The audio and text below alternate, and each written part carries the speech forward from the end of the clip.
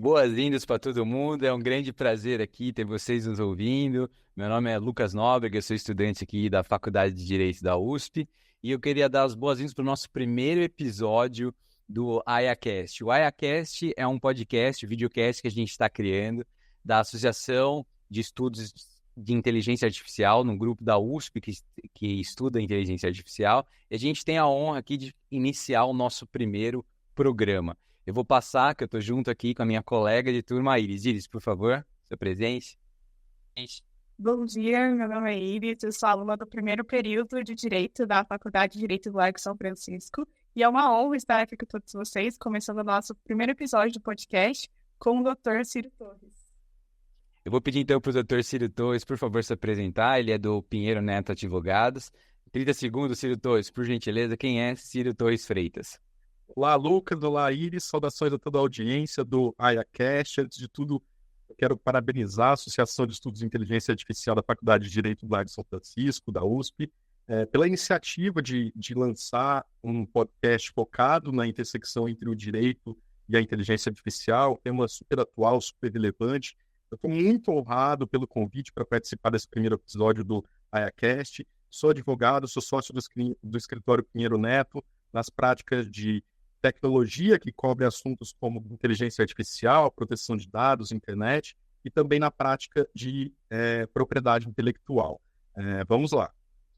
Obrigado, doutor Ciro. Para a gente é uma grande honra. Nós vamos iniciar esse programa. Então, assim, esse tema é um tema que está se desenvolvendo bastante, né? Então, tem muita coisa nova, muita coisa que está sendo construída, tanto do ponto de vista legislativo, quanto acho que os próprios escritórios que estão se adaptando, né? É uma coisa que é nova, que aí tem duas influências a gente vê, né? Tem tanto uma influência que é no direito em si, então, como o direito, os escritórios estão começando a implementar a inteligência artificial, e tem uma outra parte que é a parte legislativa, como as outras áreas, como o direito influencia as outras áreas, está começando a legislar, fazer as normativas para as outras áreas de como usar a inteligência artificial. Eu vou fazer então essas perguntas, Ciro, falando sobre os dois aspectos, mas eu queria focar bastante do ponto de vista pragmático, né?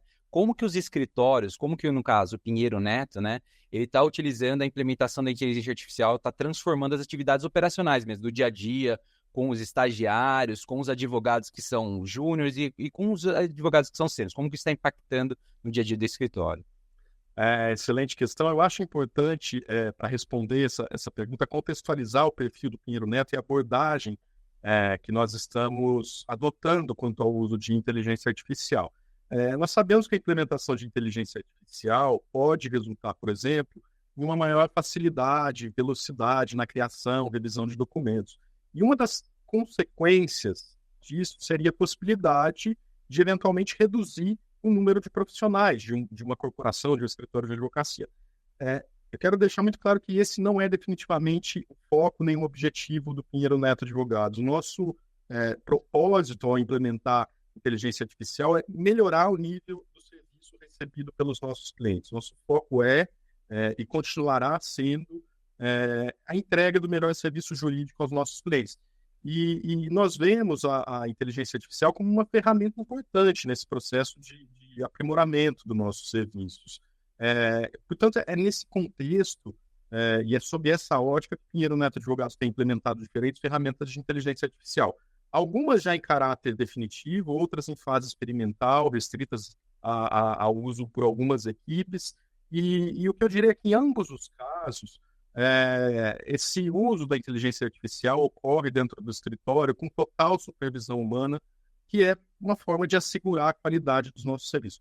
Nós já conseguimos notar impactos positivos, desde rotinas internas aqui do escritório de trabalho, até tarefas de natureza mais jurídica mesmo. Por exemplo, resumo de reuniões, gestão de e-mails, né, organização das mensagens, sugestão de resposta para as mensagens, elaboração de apresentações que nós fazemos para clientes durante reuniões e visitas, tradução de documentos com muita agilidade, elaboração de minutas minutas iniciais, né, de determinadas petições, alguns contratos. Também vemos já um uso bastante positivo em relação à pesquisa, análise de jurisprudência, emissão de relatórios, gestão de conhecimento a esse respeito.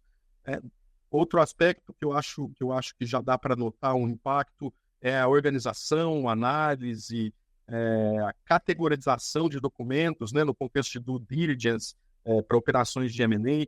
Então, tem bastante coisa que nós já notamos como positivas, e é claro que isso ainda é o começo, né? Os nossos planos, nossas metas vão muito além disso. Ô, Ciro, uma dúvida que a gente tem, acho que quem está na faculdade ou quem acabou de sair, é assim, sempre que existe uma coisa, uma tecnologia nova, sempre existe uma curva de aprendizado, né? Assim, é uma coisa tão nova, os escritórios não estão tão acostumados a agir com essa, ou atuar com essa tecnologia. Como que, assim, no escritório de vocês tomaram a decisão de, ó, nós vamos utilizar a inteligência artificial, faz sentido usar dentro do escritório? Como que a gente vai ensinar o pessoal a utilizar da forma correta? Como que foi esse processo? Eu acho que é uma etapa, né? A decisão por implementar a inteligência artificial é uma etapa do aprimoramento da qualidade de serviços das mais diversas naturezas. Isso aplica também aos serviços jurídicos, assim como ao longo de mais de 80 anos de existência, o escritório foi, de tempos em tempos, renovando as tecnologias que servem de ferramenta para o nosso trabalho. Não foi diferente com a inteligência artificial. Aqui, em relação a essa tecnologia específica, eu acho que há um cuidado adicional, porque é algo que, embora tenha surgido lá nos anos 50, se popularizou mais recentemente. Então, é uma tecnologia que para muitos ainda é nova, ainda é desconhecida. Por isso, nós temos tanto cuidado, tanta supervisão, tanto estudo de mercado para decidir quem são os fornecedores, de forma, na tentativa de que a adoção da inteligência artificial, por mais que seja um processo natural, não cause surpresas negativas. E o aprendizado do uso da inteligência artificial no contexto do nosso escritório tem se dado em várias frentes. Eu acho que o advogado mais jovem, naturalmente, tem uma aptidão, uma propensão, né, a aprender, e a inteligência artificial tem a vantagem de ser algo muito intuitivo, né? Você não precisa saber programação, saber grandes técnicas de uso da informática para usar a inteligência artificial. É algo que você aprende usando mesmo, às vezes até para fins pessoais, de entretenimento em casa, você vai ali fazendo testes, experiências.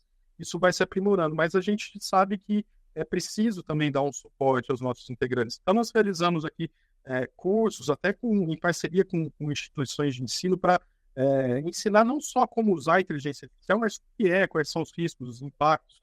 Nós temos parcerias com entidades que fazem isso, e nós temos aqui equipes preparadas para esclarecer eventuais dúvidas dos integrantes, temos comissões de sócios, temos um departamento de tecnologia da informação bastante competente. Eu acho que isso no dia a dia vai facilitando muito esse aprendizado que é coletivo aqui dentro do escritório. A gente vê, assim, conversando com colegas que estão fazendo estágio, com advogados recém-formados, que tem escritórios que optaram por utilizar as ferramentas que estão saindo e escritórios que optaram por não utilizar. Acho que é muito legal, então, saber que o Pinheiro está utilizando, e aí a dúvida é, do ponto de vista estratégico, assim, de empresa, entre os sócios, foi algo meio que óbvio, que tem que se utilizar, ou foi algo que teve algum debate até chegar à conclusão que realmente isso tem que ser, faz parte do futuro da Liquidate? Essa foi uma decisão muito, muito, muito discutida, muito pensada. Exatamente porque nós sabemos que há muitos benefícios em se utilizar da inteligência artificial, mas há riscos, né? Então, nós não quisemos, em momento algum, colocar em xeque todo o histórico, né, de nível de serviço jurídico prestado pelo escritório por conta de uma tecnologia nova.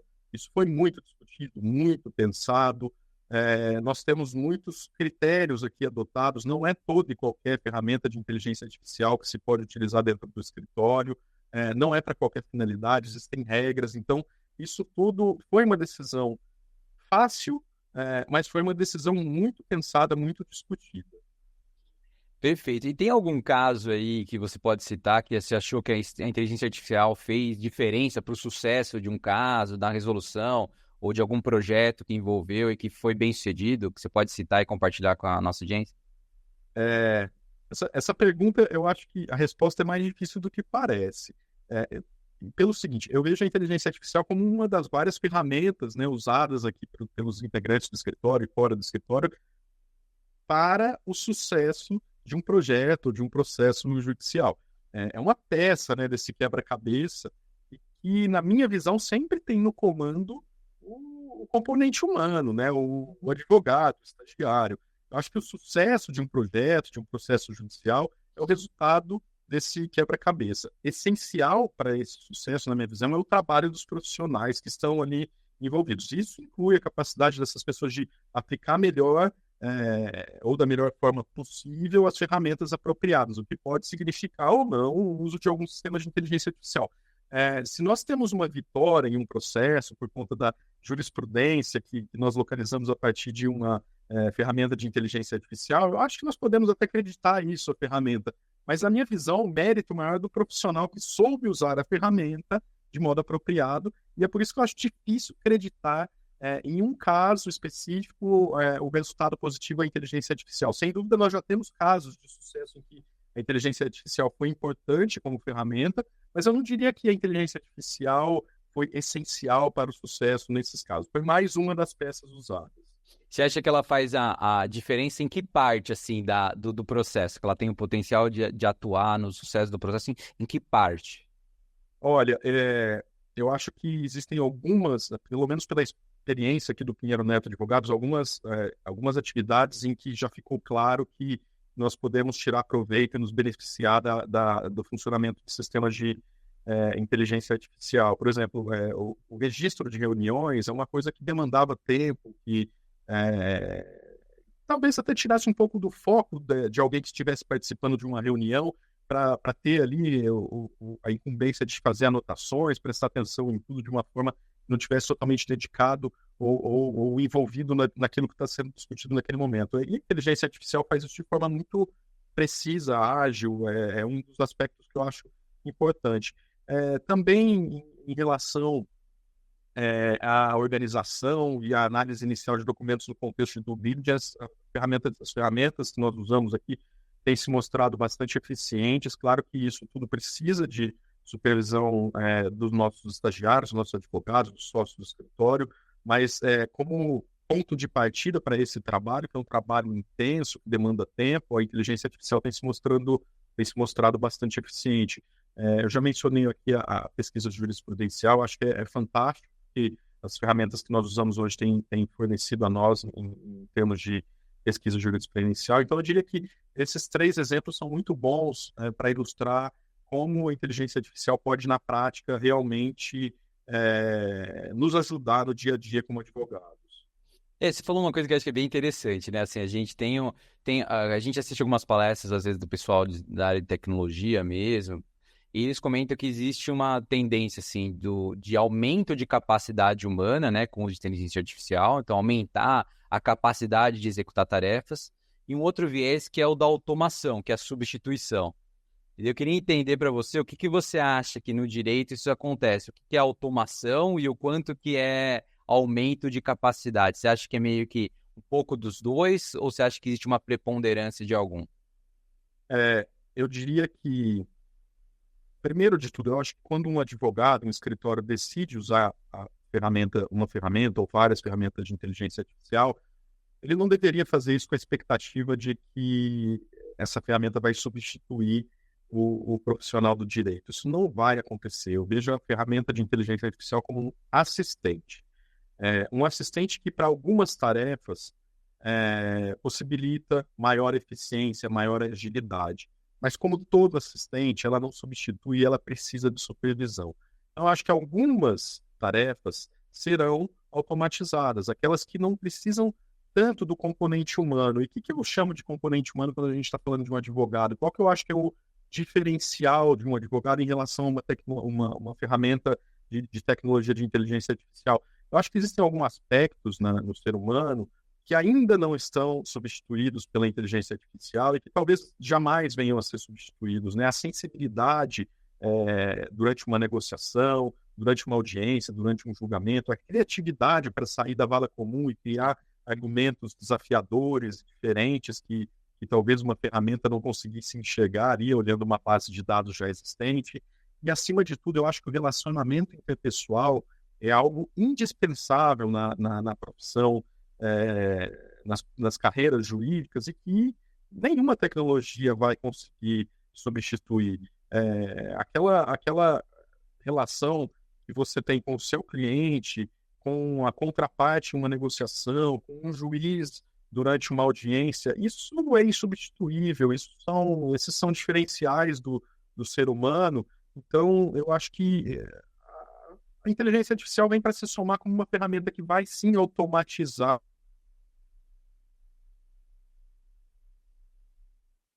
e outras habilidades do advogado. O ideal é ter a ferramenta realmente como uma assistente na tarefa do advogado de executar o seu trabalho.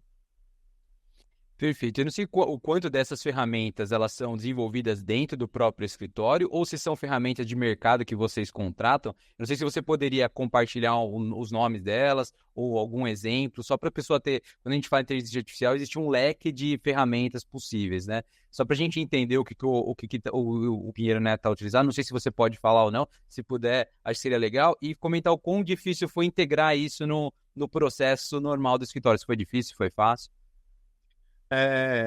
A gente tem algumas categorias, né, de ferramentas de inteligência artificial que nós usamos aqui. Hoje, nós escolhemos algumas ferramentas que são desenvolvidas por empresas especializadas nisso. Nós temos algumas que são usadas em escritório, como eu já disse, algumas em caráter definitivo, outras em caráter mais experimental, de forma muito controlada, reduzida a uma ou outra equipe. Mas são, em sua maioria, ferramentas que são desenvolvidas por empresas que se dedicam a isso, empresas consolidadas e que nós pesquisamos a respeito, conversamos com colegas de outros escritórios, tivemos bastante informação para decidir seguir com essas alternativas, né? E algumas dessas ferramentas permitem uma personalização para a nossa realidade aqui de escritório, que não é um processo único, mas é algo que acontece de forma contínua para atender melhor as nossas necessidades, a nossa realidade. E em relação àquelas ferramentas que são ferramentas de inteligência artificial disponíveis ao público em geral, aquelas que todo mundo sabe quais são, né, que são usadas aqui por todas as pessoas, nós temos regras bastante restritas, bastante rigorosas, para que sejam usadas somente para algumas finalidades, com transparência, sempre que se os efeitos têm que estar muito claramente informado para as pessoas que vão ter contato com esse trabalho, né, o superior que vai revisar o trabalho tem que saber qual ferramenta foi usada. Nós temos regras, por exemplo, em relação a essas ferramentas, de que o conteúdo gerado por elas não seja de hipótese nenhuma utilizado sem uma revisão profunda pelos profissionais envolvidos no trabalho, não seja reproduzido, né? Ele serve como referência, mas o conteúdo que nós entregamos, tanto internamente quanto externamente aos clientes, ele tem que ser produzido por pessoas, ainda que a partir de inputs, insights fornecidos por uma ferramenta de inteligência artificial. E, sobretudo, é preciso que o conteúdo tenha suas fontes checadas. Nós não queremos entregar para ninguém, principalmente para os nossos clientes, informações que não sejam verdadeiras ou que não sejam existentes. Então, são diferentes tipos de ferramentas que são usadas, de diferentes fornecedores, e cada uma delas é usada para finalidades diferentes e com graus de restrição diferentes. Eu não sei te dizer se daqui 5, 10 anos isso continuará assim. É possível que isso mude, é possível que nós venhamos a desenvolver internamente ferramentas de inteligência artificial. Hoje, a nossa escolha não é essa. A nossa escolha é contratar ferramentas que já tenham se mostrado bastante consolidadas e úteis e fazer as personalizações que nós consideramos apropriadas para a realidade do escritório. Ninguém consegue prever o futuro, né? Mas você acredita, assim, se a gente tivesse que pensar, você acha que existe a possibilidade de o escritório virar um escritório com uma equipe de tecnologia cada vez maior desenvolvendo inteligência artificial, ou você acha que isso não faz tanto sentido para o futuro? Eu acho que faz sentido, sim. Quando eu olho para trás, eu entrei aqui no escritório há quase 25 anos como estagiário, ainda no século passado, 1999, e eu vejo que de lá para cá a tecnologia tem ocupado um espaço cada vez mais importante na nossa rotina e o investimento em tecnologia cresce exponencialmente ao longo dos anos. Acho que isso não só no mercado jurídico, mas no mercado em geral, né, nas mais variadas atividades que nós conhecemos. Não vejo isso como uma forma de substituir o trabalho do advogado, mas como dar eficiência, né, aprimoramento ao trabalho do advogado. Então, é esperado que equipes de tecnologia, ferramentas de tecnologia sejam cada vez mais frequentes, mais comuns e disponíveis em maior quantidade nos escritórios de advocacia. Eu espero e torço e acredito que nós não sejamos dominados pela quantidade de profissionais de tecnologia em relação à quantidade de profissionais do direito, mas que esse crescimento vem ocorrendo ao longo dos anos e isso tem beneficiado muito o advogado, né, na execução dos dos seus trabalhos, isso é inegável.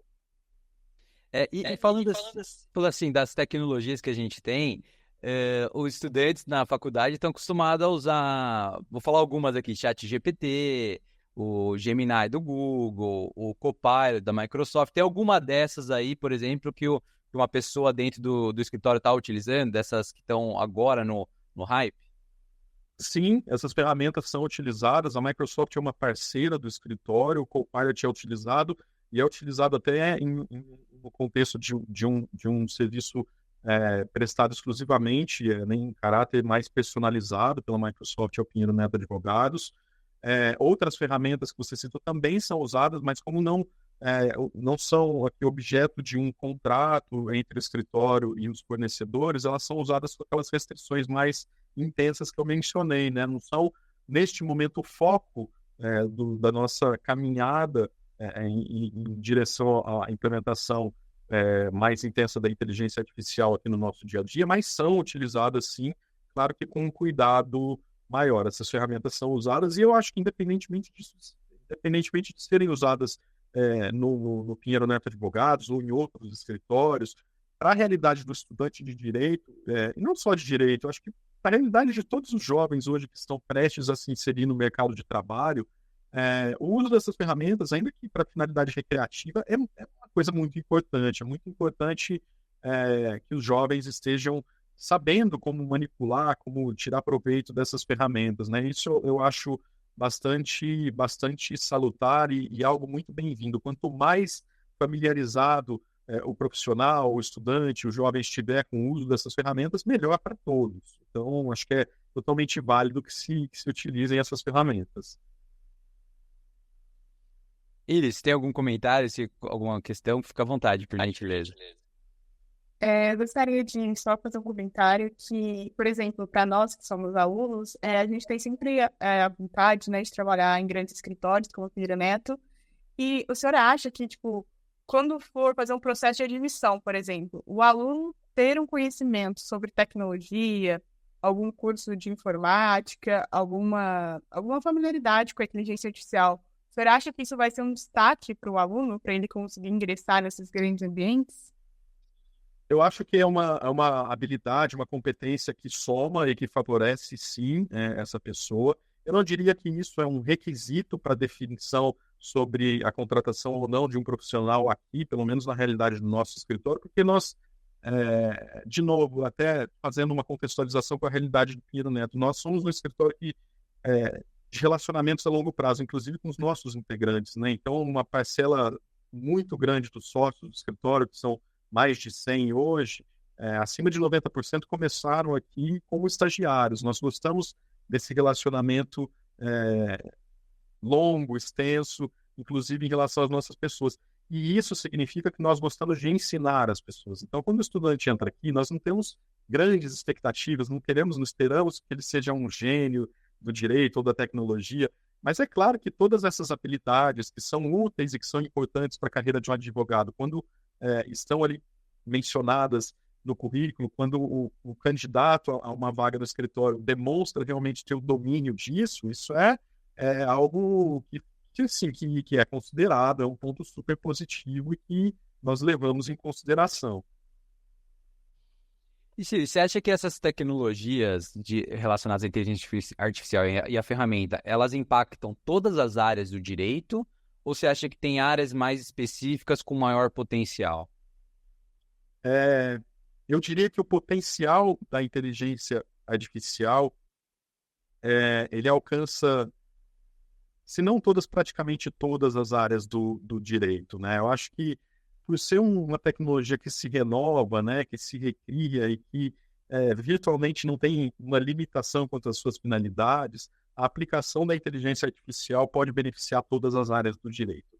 Isso é diferente do que nós vemos hoje na prática. Então, aqui, para o escritório, no estágio que nós estamos, nós percebemos que para rotinas internas, né, independentemente da área, a inteligência artificial já tem nos beneficiado muito, né, naqueles aspectos que eu mencionei, de organização de e-mail, sugestão de resposta, registro de reuniões, elaboração de apresentações. Isso se aplica de forma horizontal a qualquer tipo de atividade jurídica. E em relação aos trabalhos mais jurídicos, eu diria que hoje, para a nossa realidade, algo que me impressiona é a pesquisa de jurisprudência, porque não é simplesmente localizar um precedente ou um grupo de precedentes e mostrar para o advogado, para o profissional que está ali no trabalho, né? É mais do que isso, a ferramenta consegue refinar essa pesquisa, prever se para aquela situação é melhor usar uma decisão ou outra, se para aquele juiz, para aquele tribunal, uma abordagem pode favorecer mais o cliente que outra. Eu acho que em discussões judiciais essa vantagem já é perceptível no uso das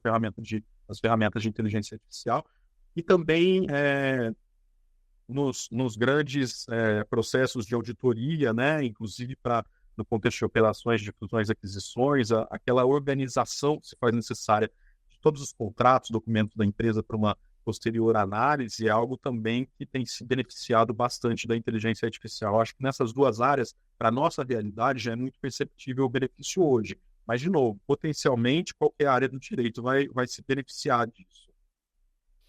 E uma coisa que é interessante, né? Você está falando de várias aplicações que são reais, né? Estão hoje acontecendo no escritório. É natural que a área comercial, empresarial, os escritórios, no caso, evoluam mais rápido que o setor público. Eu queria saber se você acha que existe uma assimetria de uso de inteligência artificial. Você tem algum comentário sobre isso? Os escritórios estarem utilizando mais do que o setor público? Ou se o setor público também está utilizando e estão ambos utilizando no mesmo nível? No momento atual, eu falo isso, né? É uma questão complexa, porque eu acho difícil nós aferirmos qual é o nível de uso de inteligência artificial dentro da realidade dos escritórios e também dentro do poder público, né? Nós temos escritórios que estão no nível mais avançado, no momento mais avançado da implementação dessa tecnologia, e outros que ainda nem começaram a pensar nisso, que é natural, cada um tem a sua realidade, o seu foco naquele momento. E no poder público, ao que me parece, a situação é a mesma, né? Nós sabemos que tribunais superiores já fazem uso da inteligência artificial no contexto de análise de alguns casos, para decisões, inclusive sobre a admissibilidade de recursos, ao mesmo tempo em que outros órgãos públicos não parecem ainda terem se despertado para essa tecnologia.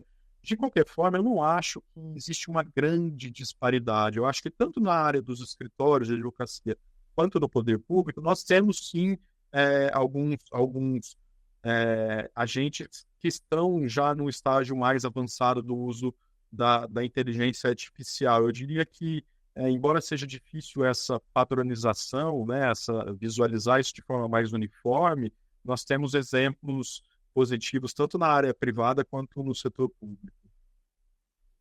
E partindo para uma área assim, que é muito discutida, que é importante se discutir a questão de ética e transparência, né? Quais você acha que são os maiores desafios do ponto de vista ético e de transparência associados à tecnologia no campo jurídico em geral e no escritório em particular?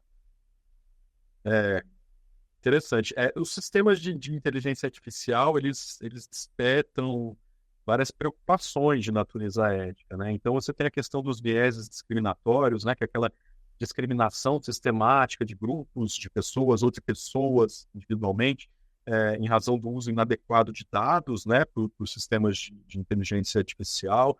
Você tem a questão da proteção de dados e privacidade, né? O treinamento dos sistemas com dados pessoais fora das hipóteses autorizadas por lei. Tem também uma questão importante de desinformação, né? O risco da geração de conteúdos que não retratam a verdade ou algo que realmente esteja acontecendo. E tem uma questão que talvez seja um pouco mais ampla, mas que eu também enquadraria nesse aspecto ético, que é a questão da empregabilidade, a substituição de pessoas por sistemas de inteligência artificial. No campo jurídico, eu diria que a veracidade e a qualidade do conteúdo gerado por inteligência artificial é uma preocupação relevante. Nós temos exemplos concretos, mundo afora, de jurisprudência inexistente criada por um sistema ou mais sistemas de inteligência artificial. E o mesmo pode acontecer com textos legais, com argumentos usados em petições, cláusulas de contrato. É muito importante usar uma base de dados confiável para gerar resultados confiáveis, quando nós estamos usando uma ferramenta de inteligência artificial. Nesse aspecto, nós adotamos aqui no escritório como premissa que somente usaremos a base de documentos criados em Pinheiro Neto Advogados para gerar minutas de novos documentos com uso de inteligência artificial. E, além disso, realizando uma revisão humana. Então, diferentemente do que fazem algumas daquelas ferramentas que você mencionou há pouco, que pesquisam tudo que existe disponível na web para gerar resultado, nós tomamos uma decisão neste momento de aquelas ferramentas que nós contratamos para a finalidade de gerar documentos jurídicos, contratos, petições, elas funcionarão com base naquilo que já existe na nossa base de dados, né? Elas funcionarão, serão alimentadas por documentos, petições que nós criamos ao longo do tempo, que estão aqui organizadas em uma base de dados, exatamente para não ter o risco de que apareça alguma coisa inexistente ou fora do nosso padrão ou que não retrate realmente a realidade. Essa é uma forma de cuidado que neste momento nós estamos tendo e que, somada à revisão, ao acompanhamento humano pelos profissionais que estão aqui no escritório, nos dá mais segurança em relação ao que nós vamos apresentar aos nossos clientes.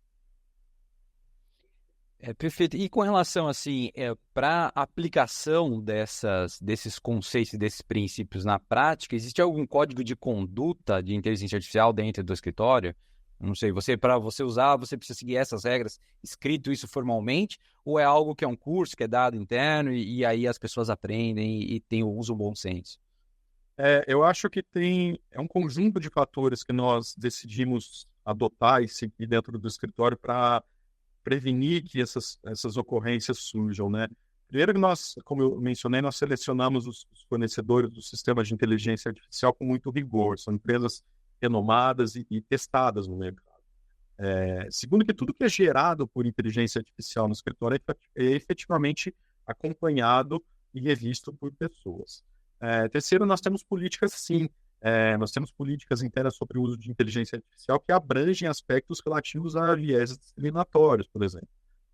Mais um ponto, nós realizamos treinamentos internos sobre diferentes aspectos da inteligência artificial, incluindo esse aspecto dos viéses, do risco de desinformação, de conteúdo inexistente.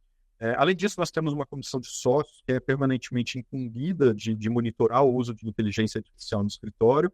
E nós temos, como eu disse, um departamento de tecnologia da informação extremamente qualificado. Eu diria que até agora é fato, até agora nós não tivemos nenhum problema relacionado a esses grandes riscos, né, que a inteligência artificial traz, incluindo o risco de viéses discriminatórios, imparcialidade. E nós seguimos fazendo todo o possível para que continuemos assim, sem essas ocorrências. Essas questões que a gente está conversando aqui, éticas, de transparência, são questões que os clientes já trazem ou ainda não é uma conversa que o cliente traz com relação ao uso de inteligência artificial pelo escritório em si? Eu vejo que não é algo ainda que tem sido questionado pelos nossos clientes de forma pontual, né, única, assim. Nós não temos recebido demandas de cliente especificamente em relação ao tema inteligência artificial, mas as empresas, desde sempre, muitas empresas têm uma preocupação grande com as tecnologias usadas pelo escritório e também com a forma como os dados pessoais de indivíduos dos clientes, informações estratégicas e sigilosas desses clientes são tratadas aqui dentro do escritório. Então, nesse contexto de preocupações, de garantias que nós apresentamos aos nossos clientes, de contratos que nós assinamos com os nossos clientes, se insere a inteligência artificial. Eu acho que ainda não é algo que tem sido aqui pontuado pelos clientes isoladamente, mas no contexto geral é algo que sim já é coberto por tudo aquilo que nós discutimos e nos comprometemos diante dos clientes. E uma das questões tecnológicas aí, principalmente das inteligências artificiais generativas, né, é que muitas vezes você não consegue, a equipe de tecnologia, né, ou quem desenvolveu, explicar o resultado que foi mostrado em tela ali daquela inteligência artificial, daquele recurso. Eu queria entender como que vocês usam isso, se isso é um problema para vocês ou não, essa explicabilidade das decisões. Vem uma resposta ali e a gente não sabe, na verdade, o processo no qual se chegou até ela, né? Esse é um dos aspectos que nós levamos em consideração quando nós decidimos contratar um determinado sistema de inteligência artificial para o escritório, né? Se o desenvolvedor do sistema não garantir transparência e explicabilidade das decisões, nós vemos isso como uma fragilidade grave da ferramenta e, eventualmente, até buscamos outra opção de serviço a menos que isso seja ajustado, corrigido e levado para o nível das nossas expectativas. Mas, independentemente de termos uma lei em vigor hoje no Brasil que trate desse tema, né, de explicabilidade, transparência, nós somos bastante criteriosos na escolha dos nossos parceiros que nos fornecem ferramentas de inteligência artificial também com relação a esse aspecto, porque é algo bastante relevante e que, se não for tratado com cuidado, pode sim ter desdobramentos indesejados e causar prejuízo ao escritório, aos clientes do escritório. E uma questão que acho que você tocou no assunto aí, que é interessante a gente saber, é assim, em que ponto, assim, de uma forma gerais, né? Para uma pessoa que não é da área de tecnologia, está no direito, mas não é especializado em tecnologia, em internet, na área digital do direito, ou mesmo inteligência artificial, em que pé que nós estamos aqui do ponto de vista legislativo, do ponto de vista de regulamentação, com relação à inteligência artificial atualmente? Existe algo? Não existe? Está se construindo? Qual que é a sua avaliação geral? Ótima pergunta, né? Nós não temos no Brasil leis em vigor sobre inteligência artificial, pelo menos no âmbito federal, né? Mas temos projetos de lei, e o principal deles é o projeto de lei 2338 de 2023, iniciativa do Senado, que é um projeto de lei que visa ali estabelecer uma lei geral de inteligência artificial no Brasil super ampla, com aplicação horizontal virtualmente a todas as atividades desenvolvidas no país, todos os tipos de mercado, uma lei bastante ampla, com muitas obrigações para os agentes, com a garantia de direitos para as pessoas que são afetadas, né, pelos sistemas de inteligência artificial. É uma lei em grande medida, um projeto de lei em grande medida inspirado no regulamento europeu de inteligência artificial, que está em fase finalíssima de aprovação, e que vem tramitando no Senado de forma bastante acelerada.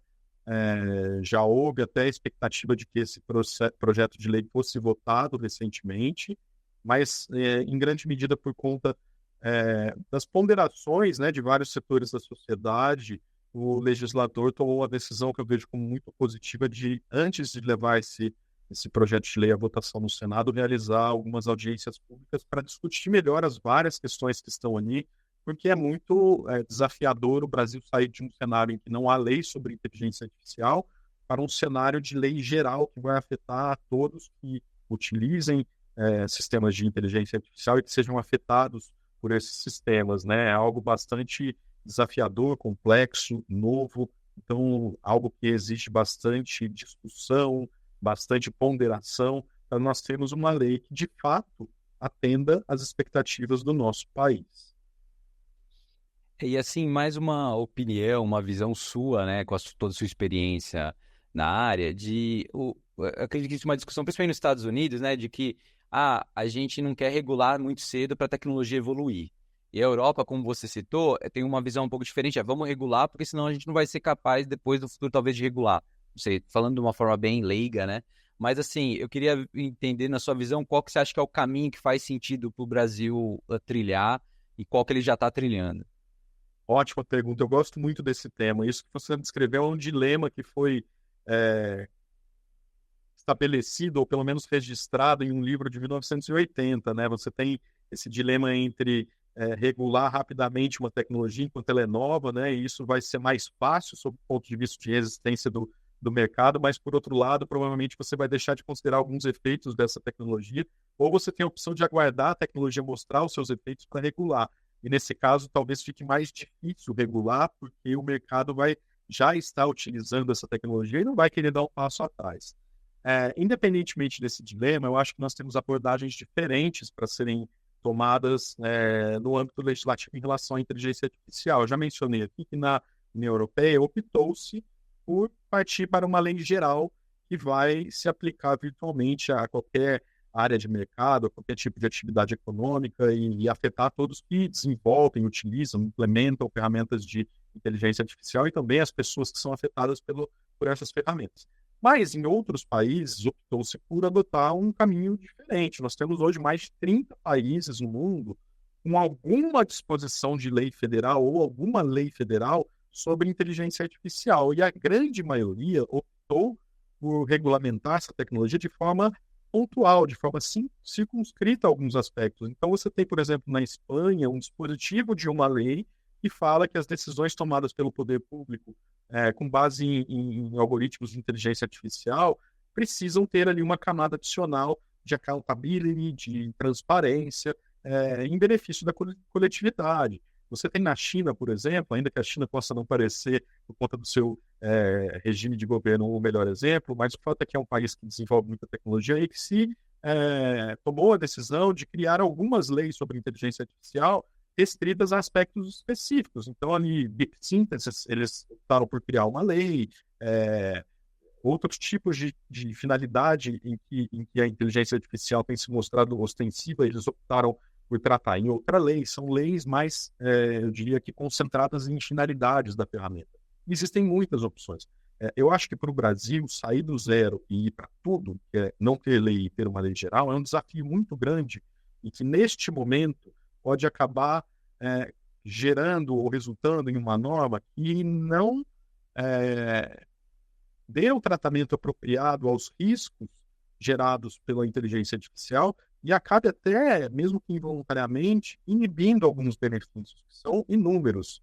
Então, eu não gosto dessa opção neste momento, embora eu acho que o legislador já tomou a decisão de seguir por esse caminho. Eu acho que nós deveríamos, primeiro, ter um diagnóstico na nossa sociedade sobre o uso da inteligência artificial, quais são os setores no Brasil que mais utilizam essa tecnologia, mais se beneficiam, quais os problemas que nós temos constatado no nosso dia a dia enquanto sociedade ao utilizar essas ferramentas, quais são os benefícios, e a partir desse diagnóstico, criar leis. Sejam elas leis específicas, seja por meio da alteração de leis já existentes, para, num momento futuro, se necessário, criar uma lei geral. Eu acho que hoje essa não é a melhor opção, não por uma questão de uma opinião minha, de uma filosofia ou algo do tipo, mas porque eu acho que o risco de dar errado é grande. E eu não gostaria que desse errado, eu gostaria que o Brasil seguisse num caminho de tirar o máximo proveito possível da inteligência artificial, porque nós temos potencial para isso, nós temos pessoas envolvidas nisso.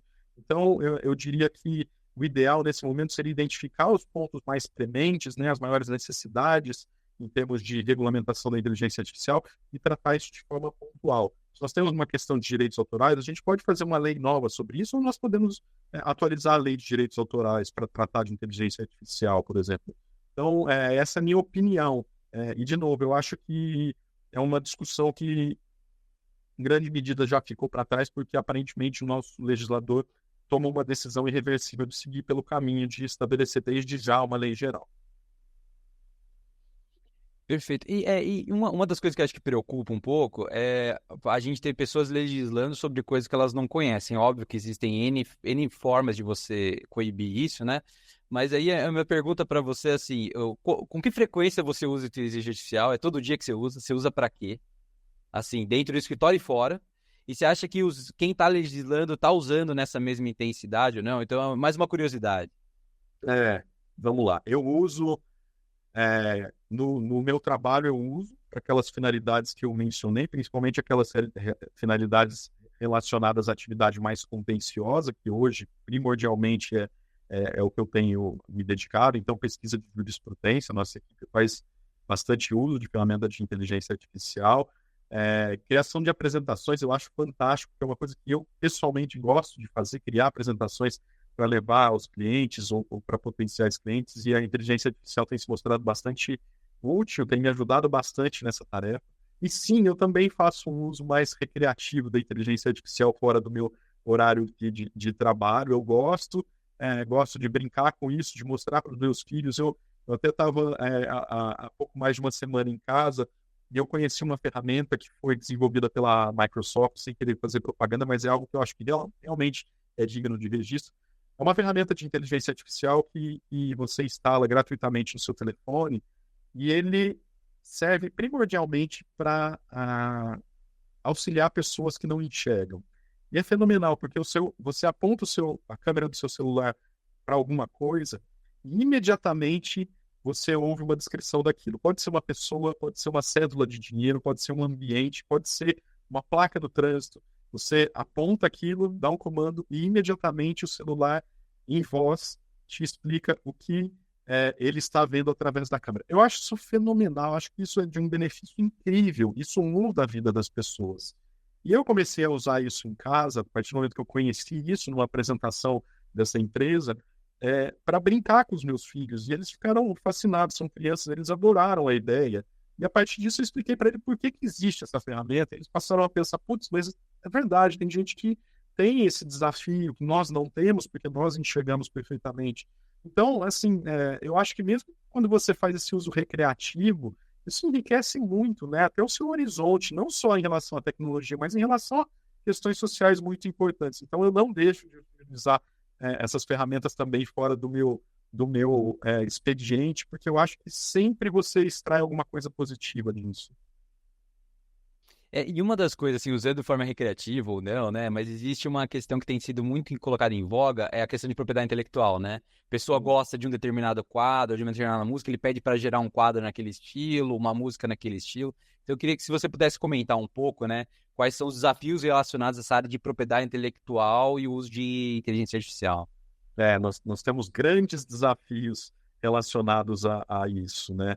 Eu diria que o primeiro deles é definir como obras protegidas, né, por direitos autorais podem ser usadas para treinar e alimentar sistemas de inteligência artificial. A inteligência artificial cria resultados a partir de algo que já existe. E, em grande medida, esse algo que já existe são criações de seres humanos protegidas por direitos autorais. Podem ser textos, podem ser fotos, vídeos, músicas, tudo isso que eventualmente está disponível na internet. Então, a depender da legislação de cada país, pode haver uma dúvida, uma séria dúvida sobre a permissão para esse uso, para treinamento e alimentação das ferramentas de inteligência artificial, né? Nesse caso, o legislador precisa dar uma resposta, né? Essa resposta pode ser a permissão para esse uso, pode ser a proibição, pode ser o estabelecimento de condições. Esse é um grande desafio que precisa ser resolvido pelo legislador. E aí eu volto ao meu ponto, né? Talvez nós não precisemos de uma lei geral, aguardar a entrada em vigor de uma lei geral, a criação de uma lei geral, abrangendo vários aspectos que ainda são incertos, para resolver esse ponto. Nós poderíamos resolver já por meio de uma atualização da nossa lei de direitos autorais. Tem mais desafios, né? O outro diz respeito, por exemplo, à titularidade dos direitos autorais sobre o conteúdo que é gerado por uma ferramenta de inteligência artificial. Isso envolve, assim, vários fatores, várias questões, né? Qual material é usado como fonte pelo sistema? Qual é o grau de autonomia do sistema e o nível de interferência ou comando do usuário para chegar até aquele conteúdo? Quais são as condições contratuais válidas entre o fornecedor do sistema e o usuário que está gerando esse conteúdo, né? Qual é a legislação que eventualmente exista e se aplique em uma determinada jurisdição a essa hipótese? São desafios que não são de fácil resolução e que precisam ser objeto de muita movimentação no campo legislativo. Ainda não há uma resposta definitiva para essa questão. Para quem acha que nunca utilizou, né? Por exemplo, eu gosto muito de Portinari, de cães de Portinari. Eu posso lá e pedir, cria um quadro original de Portinari sobre tal tema. E daí nós estamos falando justamente da propriedade intelectual de quem que é esse novo quadro gerado. É meio que nessa linha, né, Círio? A gente está discutindo agora a propriedade intelectual. Né? Exatamente, né? Aí tem duas questões. Será que isso viola alguns direitos do autor, algum direito do autor? E dois, caso não viole, caso seja possa ser considerado como algo lícito. Essa criação é protegível por direitos autorais? Se for protegível, quem é o criador? É o fornecedor da ferramenta? É o usuário? São questões bastante difíceis de se responder hoje que nossa legislação ainda não dá uma resposta satisfatória. Isso precisa ser objeto de legislação, ainda de atualização legislativa. E falando do outro lado, né? Usar a inteligência artificial na área de propriedade intelectual para proteger, monitorar o bom uso da propriedade intelectual. Então, existe ferramenta para isso? Faz sentido, não? Existe. Usada, inclusive, já há algum tempo. E talvez o melhor exemplo que me ocorre é o uso por provedores de aplicação de internet, né, que oferecem ali ou redes sociais ou plataformas em que os usuários podem postar conteúdo, mas vários desses provedores utilizam ferramentas para localizar conteúdo que seja protegido por direitos autorais e remover esse conteúdo para evitar que haja uma violação. Então, esse é uma hipótese, um cenário em que a inteligência artificial é usada para proteger direitos autorais, direitos de propriedade intelectual de alguém que pode estar tendo a sua criação, a sua obra protegida indevidamente utilizada ou utilizada por uma finalidade não autorizada. E eu acho que, naturalmente, esse uso vai se estender aos próprios titulares, né, dos direitos autorais, aos seus advogados. Acho que é uma tendência a usar a inteligência artificial para coibir violações de direitos autorais, e é uma face bastante interessante dessa tecnologia, né? Se ela, em determinadas circunstâncias, pode ser utilizada inadequadamente pelas pessoas para violar direitos, por outro lado, ela tem uma utilidade muito grande na proteção desses mesmos direitos. Então, são duas faces de uma moeda em que a tecnologia de inteligência artificial se mostra bastante benéfica, né, para coibir abusos e violações de direitos. E no caso de algoritmo, software, que normalmente é algo que é um pouco mais líquido, né, a propriedade intelectual, eu queria saber esses novos algoritmos e a inteligência artificial que programa e cria novas soluções, a propriedade intelectual disso, você acha que é um pouco diferente da questão, por exemplo, do quadro que a gente deu de exemplo? Ou como que é o debate nessa área mais de programação e algoritmo e software?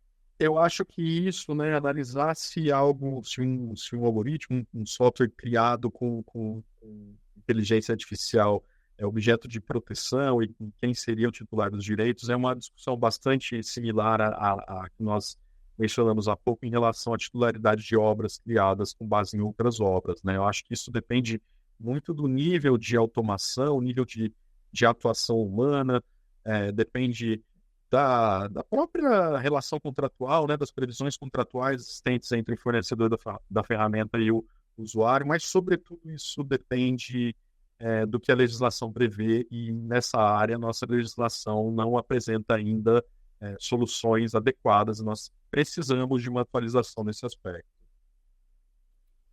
Falando um pouco de privacidade e segurança, que existe uma questão muito grande sobre esse aspecto também, não só ético, né? Mas de privacidade e segurança com dados e informações de clientes, né? Como que você acha que é o potencial dessa tecnologia e, ao mesmo tempo, qual que é o desafio? Ótimo. Também aqui eu vejo duas faces, né, da inteligência artificial, né, que são contrapostas de emergência, né? Por um lado, o uso de um sistema de inteligência artificial pode aumentar o risco sobre informações de clientes, por exemplo, de um escritório de advocacia, né? Sistemas de inteligência artificial que não sejam suficientemente seguros ou que não sejam adequadamente usados, eles podem acabar expondo informações de uma forma não prevista ou indevida, indesejada, né? Até por isso nós não permitimos aqui no escritório o uso de dados pessoais de clientes ou integrantes do escritório em sistemas de terceiros, e também não permitimos o uso de outras informações de clientes e do escritório nesses sistemas de inteligência artificial, uma forma de garantir a confidencialidade e segurança dessas informações. O outro lado da moeda é que existem sistemas de inteligência artificial voltados à prevenção desses incidentes, né?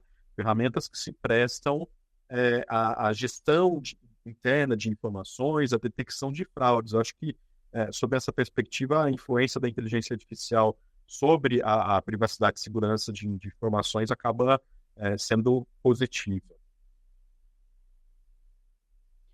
E aí eu tenho uma dúvida também com relação, assim, a vazamento de informação. Então, acho que tem dois níveis, né? Tanto dos clientes, no caso, né? Então, a gente tem casos aí clássicos de vazamento de informação que causaram catástrofes, né? Em setor de saúde, setor de educação, setor de dados de banco. E do ponto de vista dos próprios escritórios, você acha que muda o nível de segurança exigido devido à inteligência artificial ou não tem alteração? Muda. Eu acho que quanto mais tecnologias um escritório ou uma outra organização utiliza, e tecnologias que podem eventualmente funcionar a partir de informações estratégicas, confidenciais, dados pessoais, existe sim uma preocupação adicional e você precisa elevar o seu nível de segurança. Com a inteligência artificial também é assim, se você usar de forma indiscriminada uma ferramenta de terceiro, que não é ali restrita ao seu ambiente, à sua base de dados, mas que funciona com base em tudo que está na internet, que eventualmente utilize a sua pesquisa para gerar novos conteúdos para outros usuários, você colocar naquela ferramenta informações estratégicas do seu escritório de advocacia, do seu cliente, dados pessoais dos seus integrantes ou de pessoas que estão no seu cliente, isso gera um risco, eu diria que incontrolável, né? É algo que eu não recomendo em hipótese alguma. Então, acho que é preciso, primeiro, essa conscientização, né? Ter um cuidado adicional. Se nós não sabemos para onde aquilo que nós estamos colocando na ferramenta vai, é melhor não colocar. E segundo, sim, quando nós usamos mais tecnologias na nossa rotina profissional, nós precisamos, de forma aliada a isso, de forma adicional, trazer novas ferramentas para prevenir incidentes e eventos indesejáveis, né? Nós precisamos, sim, oferecer mais segurança para as pessoas que podem ser afetadas, impactadas por aquela tecnologia. Considerando toda essa questão ética que a gente discutiu, de segurança e de propriedade intelectual, se a gente pegar um caso complexo de um cliente que vem e traz um caso complexo para o escritório, queria entender, no que você puder falar, obviamente, né? Qual que seria a rotina de utilização de inteligência artificial? Assim? Como que seria qual caso que seria mais adequado para ser elegível para usar mais ferramentas de inteligência artificial? E qual que seria o processo de uso? Assim, seria desde o início? Seria para interação com o cliente? Só para a gente entender como se fosse acompanhar um caso complexo sendo resolvido. Tá, eu vou pensar aqui, para tentar exemplificar, em um processo judicial de difícil solução, né, em que o nosso cliente eventualmente não esteja numa posição privilegiada ou com uma boa expectativa de êxito. O processo que nós adotamos hoje não difere muito daquele que era adotado antes da implementação da inteligência artificial. O que muda é o acréscimo dessa tecnologia nas nossas rotinas. Então, se antes eu definia a estratégia olhando para a lei, olhando para a doutrina, olhando para a jurisprudência, pesquisando a jurisprudência no site dos tribunais, hoje essa pesquisa é feita com muito mais eficiência. E eu digo eficiência não só em termos de velocidade, de agilidade, né? Porque com a ferramenta eu consigo pesquisar jurisprudência de virtualmente todos os tribunais ou aqueles que me interessam, mas também em relação à qualidade da pesquisa. Eu consigo saber para aquele juiz específico ou para aquele tribunal específico, com base em uma análise de jurisprudência, quais argumentos têm maior probabilidade de adesão, quais argumentos não têm funcionado em situações similares, se não, qual tem sido o percentual de vitórias e derrotas para situações similares naquela determinada vara, naquele determinado tribunal. Se eu não encontrar um precedente que me favoreça, a ferramenta pode me ajudar a encontrar situações que não sejam a mesma que o meu cliente está atravessando, mas que possam ser utilizadas como um paralelo, como algo análogo para se fazer uma analogia e me apresentar decisões que eu posso usar com essa finalidade. Então, eu diria que eu vou fazer isso, vai ter nessa etapa de pesquisa jurisprudencial o acréscimo de uma outra ferramenta e o processo segue normalmente, mas com essa facilidade, com esse enriquecimento. Eu diria que hoje é uma das formas em que nós temos visto já produzir bons resultados aqui no escritório. Mas, claro, que isso nós podemos pensar em casos de diferentes naturezas, negociações, fusões, aquisições, e isso é o que nós temos hoje. Eu espero que para o futuro nós tenhamos um desenvolvimento muito grande da inteligência artificial no campo jurídico, no contexto jurídico, e que nos permita mudar ainda mais a forma como nós fazemos o nosso trabalho, mas não no sentido de tentar substituir alguma daquelas tarefas que são feitas e que dependem do profissional do direito, mas de servir como ferramenta para o aprimoramento dessas tarefas, para conferir maior agilidade, maior qualidade no resultado. Falando dessa questão de futuro de inteligência artificial, qual que você acha que são as tendências pensando em inteligência artificial, como que vai evoluir no campo jurídico?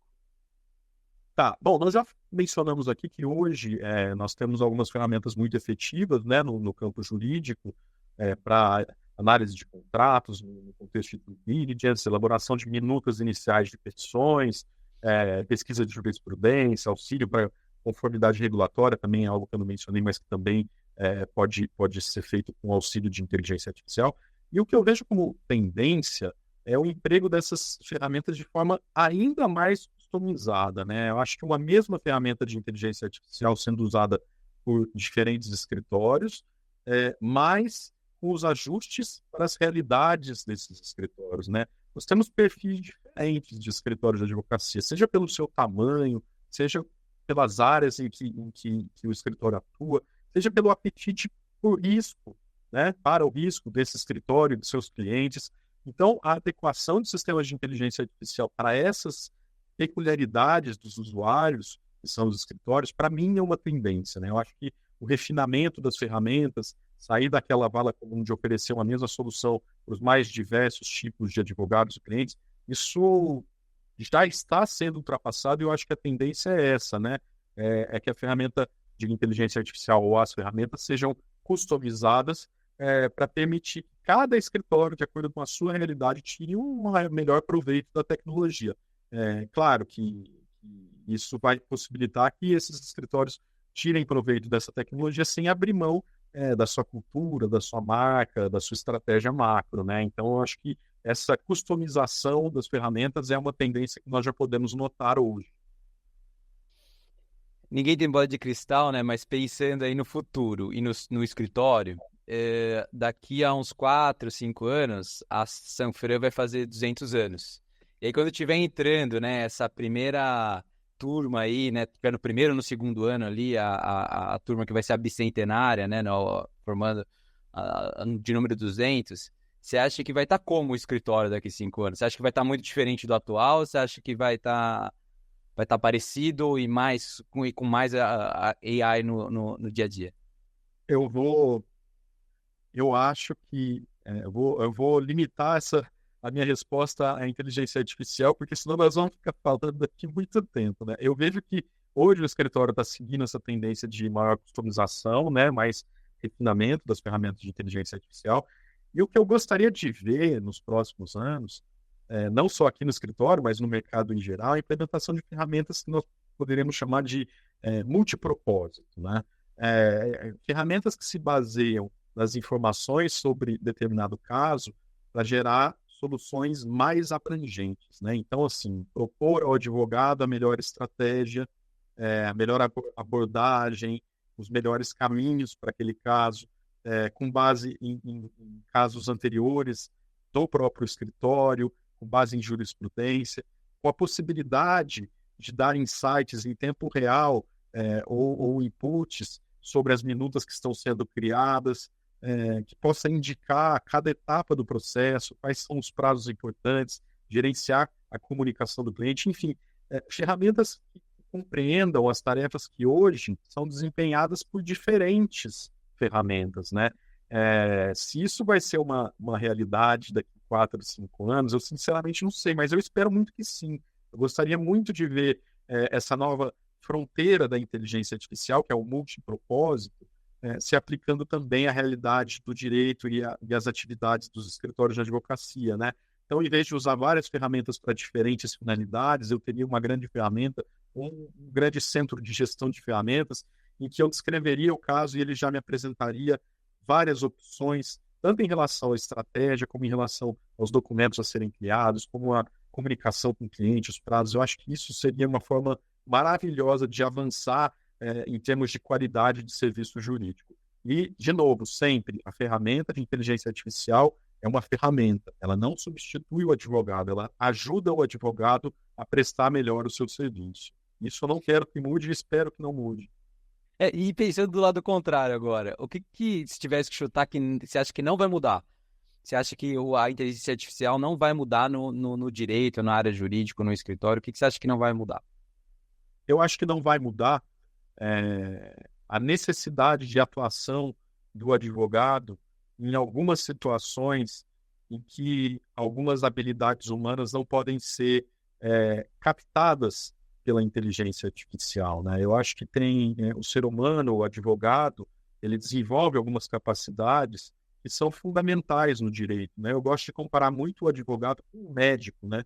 Então você vai no médico faz uma consulta inicial, talvez você nem se preocupe em saber qual a faculdade que aquele médico cursou. Você vai sair daquela consulta confiando ou não no seu médico e decidido a voltar ou não àquele profissional, se você sentir segurança, se você sentir empatia, se você extrair algo de bom do relacionamento interpessoal.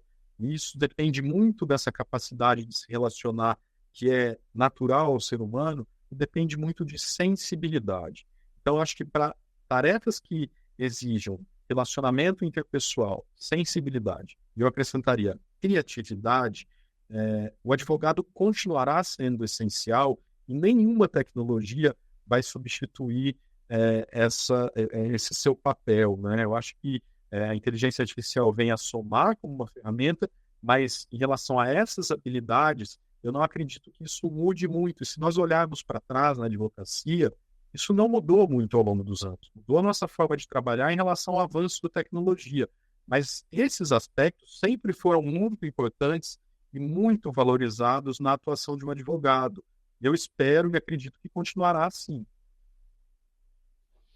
E pensando agora, né, toda essa transformação que você comentou, né, e pensando num público que é de estudante ou no público de recém-formados que está querendo se preparar para esse futuro, o que você acha que deve se saber? Quais são os conceitos chaves ou no sentido de ideias-chave de se ter com relação à integração de inteligência artificial no setor jurídico? Ótimo. Esse é um ponto importantíssimo e eu vou ser bem direto na resposta, porque eu tenho isso muito claro para mim. Eu acho que primeiro o estudante deve saber que a integração da inteligência artificial à prática jurídica não é uma possibilidade, é uma realidade. Eu disse há poucos dias em um almoço aqui no escritório, em que nós falávamos sobre inteligência artificial e todos os seus desafios, que a inteligência artificial não vai desacontecer. Ela é uma realidade e ela não vai deixar de existir, ela continuará sendo e cada vez será mais parte da nossa realidade. Então, quem está se graduando em direito hoje, invariavelmente usará a inteligência artificial no seu trabalho. Isso é fato. Segundo, saber usar inteligência artificial não é, nem deveria ser visto como um problema, como um desafio, como uma dificuldade. Muitas vezes esse uso é até intuitivo, né? O importante é que todos estejam abertos a essa experiência, né? Mas não vejo como uma necessidade fazer um curso técnico, nada disso, a gente aprende usando. Na verdade, pela minha experiência, eu diria que 80% do que eu sei a respeito de direito eu aprendi aqui no escritório, trabalhando, não na faculdade, embora eu tenha feito uma excelente faculdade. Eu acho que a prática, né, o dia a dia nos ensina muito, nos faz evoluir muito. Terceiro, a inteligência artificial não vai substituir o bom advogado. Ela vai auxiliá-lo no seu trabalho. E eu falo bom advogado, não só aquele que é tecnicamente bom, que conhece o direito.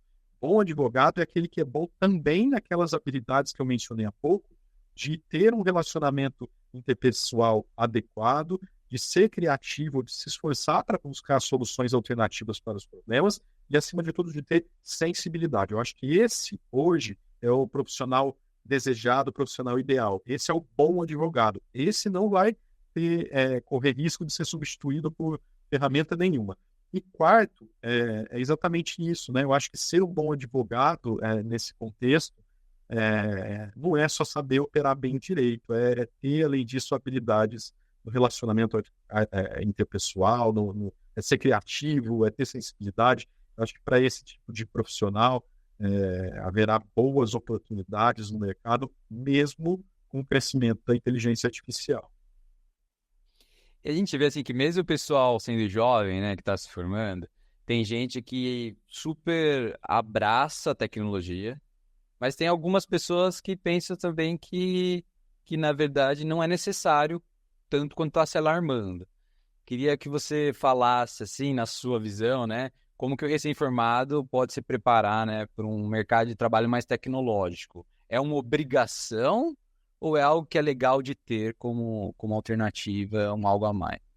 Olha, eu vou fazer aqui uma observação antes de dar minha resposta. Eu vou falar, é a minha opinião, tá? Eu não sou profissional de educação, de formação jurídica, eu vou dar a minha opinião sobre isso. Eu acho que aquele estudante, né, que está deixando a faculdade, se formando, ingressando no mercado como advogado, ele precisa avaliar a sua capacidade de exercer essas habilidades que eu acho fundamentais, né, que eu mencionei há pouco, e também a sua necessidade de se aprimorar nessas habilidades. Eu acho que isso é um ótimo caminho, é um diferencial. E aqui eu vou fazer um acréscimo, tá? Eu falei já do relacionamento interpessoal, falei de criatividade, falei de sensibilidade.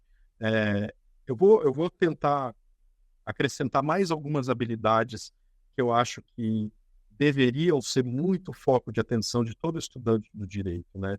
Primeiro, a excelência na comunicação. Eu acho que o advogado ele precisa se aproximar da perfeição quando ele se comunica. E isso parece óbvio, mas a língua portuguesa é complexa, né? Gramática é desafiadora, nem todo mundo está disposto a se dedicar a isso. Segunda habilidade, eu acho que é muito importante para o profissional do direito, né? A compreensão do negócio do seu cliente e do mercado de atuação do seu cliente. Claro que isso não se aprende necessariamente na faculdade, claro que isso se desenvolve no dia a dia do profissional, mas é necessário se dedicar a esse aspecto. Esse é um elemento essencial para que o cliente seja bem servido. E uma última habilidade que eu acho que é diferencial para o profissional do direito é o que nós chamamos aqui no escritório de visão empreendedora, né? O advogado precisa ter apetite por oferecer algo diferenciado, né? Abordagens, soluções diferentes para o seu cliente, ideias, sugestões dentro da organização em que ele está inserido. Fazer mais do mesmo já não é suficiente no mercado jurídico. É preciso agir orientado para o crescimento, seja o crescimento do escritório, em que aquele profissional quer entrar, quer participar, quer fazer parte, seja para o negócio do cliente. Então, eu acho que uma atenção especial a essas habilidades é fundamental para todo profissional do direito, porque eu, quando estava na faculdade, antes de fazer o estágio, sinceramente, eu me preocupava muito em saber o que uma lei diz, o que outra lei diz, como preparar uma petição. Isso é o básico, isso é necessário, é fundamental, mas isso é o básico. O bom advogado precisa ter essas habilidades adicionais. Se não estiver disposto a isso, possivelmente vai ter uma dificuldade de se colocar na posição que deseja, né, no mercado de trabalho. E eu diria que isso não é só no mercado de trabalho jurídico. Eu acho que você precisa ter essas habilidades em qualquer área. E não é diferente com a capacidade de operar a inteligência artificial, né? Eu acho que todas as dimensões da nossa vida hoje em dia são muito afetadas pela tecnologia, né? Isso traz benefícios, facilidade de buscar o aprimoramento, treinamento, mas traz também desafios, né? Então, nós temos que tirar proveito do que há de bom na tecnologia, né? Hoje nós temos inúmeros recursos que estão disponíveis na internet, até gratuitamente, para o profissional que quer se aprimorar. Nós temos informações, temos apresentações, cursos, não falta conteúdo para quem quer se desenvolver. E sendo mais específico, né, falando mais propriamente da inteligência artificial, eu acho que ter familiaridade com o uso das ferramentas é muito importante. Eu não acho que o caminho seja necessariamente, de novo, fazer um curso técnico sobre como usar a inteligência artificial. O uso, como eu já disse, é até intuitivo, é algo que se aprende fazendo, mas é muito importante ter esse interesse, esse apetite, essa disposição para aprender e melhorar, tanto naquelas habilidades que eu indiquei aqui como muito importante para o profissional de direito, mas também em relação ao uso da inteligência artificial. E na prática, para o estudante ou para o recém-formado, para adquirir essas habilidades importantes, você vê como sendo na prática mesmo, através do estágio, ou você vê que tem alguma outra estrutura e forma de obter essas habilidades? Eu acho que algumas habilidades são desenvolvidas durante o estágio, tá? Essa questão que eu falei de visão do negócio do cliente, isso é uma coisa muito típica do nosso dia a dia aqui dentro de um escritório de advocacia. Mas outras coisas não. Outras coisas eu acho que aquele que quer ser um bom profissional deve buscar tempo a todo tempo, não só durante o seu trabalho, mas também fora do seu horário de trabalho. Eu acho que aprimorar a comunicação, tentar conhecer o mercado jurídico, pensar em áreas do direito que talvez tenham espaço para serem ocupadas por mais pessoas, áreas novas. Eu acho que se interessar não só pelo direito que está escrito nos livros, mas olhar um pouco além disso, ver a realidade do mercado, tentar ser alguém diferenciado, eu acho que isso precisa ser buscado o tempo todo, né? E são várias as formas, né? Não necessariamente pagar para fazer um curso. Hoje nós temos uma fonte quase que inesgotável de informação gratuita, que é a internet. Então, nós temos o discernimento para buscar boas fontes no âmbito da internet, ler a respeito, tentar exercer isso, né? Muitas vezes você pode até, enquanto está cursando a faculdade, se você ainda não decidiu iniciar um estágio jurídico ou não conseguiu iniciar o estágio jurídico, você pode, de repente, se dedicar a um trabalho voluntário, mesmo que fora da área jurídica. Isso vai desenvolver essa capacidade de se comunicar, de ter sensibilidade, de buscar soluções alternativas. Eu acho que não falta fonte de aprendizado para quem realmente quer se aprimorar. E o conselho que eu dou não só para os estudantes do direito, mas para todos os estudantes, os universitários, é que busquem isso, porque saber a matéria ensinada na faculdade não será, né, suficiente em pouquíssimo tempo, se é que já não é suficiente hoje. Quem quer se diferenciar e ter uma carreira que chegue aonde pretende chegar, vai precisar desenvolver essas habilidades e já precisa desenvolver essas habilidades. E pensando assim, vocês já têm uma experiência, né? Apesar de ser uma tecnologia tão recente, né? Essa parte mais de tecnologia generativa de inteligência artificial, né? Ter ganhado grande público, as ferramentas para o direito. Você já tem uma experiência e já aplicaram, mesmo sendo recente. Que conselho você daria para os escritórios que ainda não aplicaram, que não estão utilizando, mas que estão considerando implementar ferramentas de inteligência artificial no escritório? Tá. Eu acho que não tem tanto segredo, tá? É como contratar um outro serviço. Eu acho que você tem que buscar fornecedores confiáveis, né? Empresas que desenvolvem e fornecem sistemas de inteligência artificial que sejam empresas confiáveis, né? Pesquisar sobre o funcionamento dos sistemas, conversar com outros escritórios que já eventualmente utilizem o mesmo sistema, né? Isso acontece, tá? Mesmo escritórios grandes que são concorrentes, nós somos concorrentes, mas em muitas frentes nós compartilhamos conhecimento, nos ajudamos, e essas conversas são absolutamente naturais. Acho que um outro ponto importante é preparar a equipe para essa realidade, né? Tanto com políticas claras sobre o uso da inteligência artificial no âmbito do trabalho, quanto por meio de treinamentos. E aí não necessariamente treinamentos estritamente técnicos, mas treinamentos sobre o que é inteligência artificial, para que serve, quais são os riscos, quais são os benefícios. Eu acho que as pessoas precisam estar familiarizadas com essa tecnologia. E eu acho que é importante que os escritórios, por fim, tenham em mente, né, tenham em vista que a inteligência artificial, eu sei que eu estou sendo repetitivo, ela é uma ferramenta de auxílio, ela não é um substituto do bom advogado. Escritório que pretende hoje contratar a ferramenta de inteligência artificial para mandar embora seus advogados vai ter problema. Nós não estamos nesse momento, isso não trará um resultado positivo. É a minha opinião. E como que você vê, assim, se tivesse que resumir, foram os principais aprendizados do Pinheiro Neto com a inteligência artificial no trabalho diário?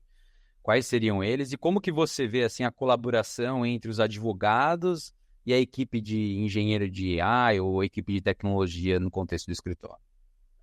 Tá, primeiro aprendizado, eu acho que talvez o maior aprendizado tenha sido perceber que implementar inteligência artificial na nossa rotina é um processo contínuo de aprendizado. As ferramentas de inteligência artificial se desenvolvem de forma contínua, né, com muita velocidade. Então, implementar inteligência artificial é algo que demanda tempo, não é algo que possa ser feito uma única vez ou uma vez por ano, né? É um processo que eu diria até ininterrupto de descobrir novas funcionalidades, novos propósitos de uso, pesquisar e conhecer novas soluções lançadas no mercado a todo momento.